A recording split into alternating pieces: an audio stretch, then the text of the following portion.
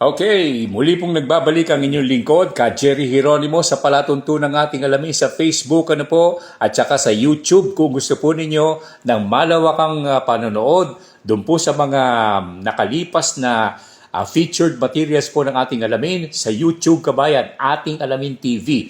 Puntahan po ninyo at kayo po ay makakapagbalik-aral doon po sa ating pong mga nasilayan at naging bahagi po ng ating karanasan. Okay, meron pang isang bagay po dito na naitanong. Nung isang araw, di ba, na ilabas ko po kabayan ko yung mga bagay na may kaugnayan po sa ating ginagawa sa larangan po ng pananakahan at pangisdaan. Okay, sa pangingisda, may nagtanong sa akin, yung bang Ka Jerry, yung bang mga malalaking isda na nilusong ninyo sa Manila Bay? Hindi sa Manila Bay yun. Hindi sa Manila Bay. Yan po ay sa Laguna de Bai, kabayan. Laguna de Bai.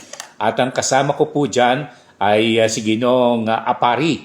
At nakasama ko po siya, lumusong kami. Naging bahagi po ito ng ating po naipalabas. At sa isang bahagi naman ng Laguna, sa Mabita, kabayan, napuntahan ko rin po ang alagaan po ng mga nasa Frabel, kumpanyang Frabel, ang tungkol po sa tinatawag nating big head carp, kabayan. Isang uri po ng karpa na malaki, marami pong laman, kukonti ang tinik, at mapakikinabangan po ninyo kung fish filleting ang inyong gagawin. Sa nasabing isda. At naitanong po sa atin, okay, yung po mga tanong, unang-una ay sinabi rito, saan nakakabili ng mga isda? Marami po yan sa marami po sa Laguna de Bai, kabayan. Mula po sa Taguig, hanggang sa Binangonan, papuntang doon po sa bahagi po ng papunta na malapit na po sa Mabita, kabayan ko.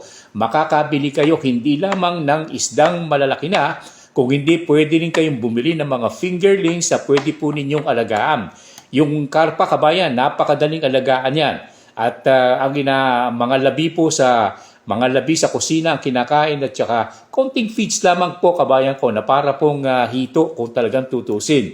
At napakalakas ng bentahan po nito at napakagandang maging bahagi po ng isang negosyong maliit at malaki, kabayan. Sapagkat yan po ay nakatutuwang alagaan at nakatutuwa pong maging bahagi ng inyong mga proyekto sa larangan po ng pangisdaan at pangingisda, kabayan ko.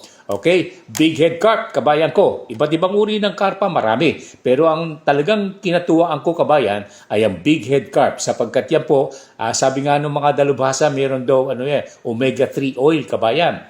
At napakagandang bahagi po ng inyong hapagkainan kung ito po ay magiging bahagi ng proyekto po ninyo, kahit na malaking proyekto, o kaya naman ay para lamang sa inyong backyard, kabayan.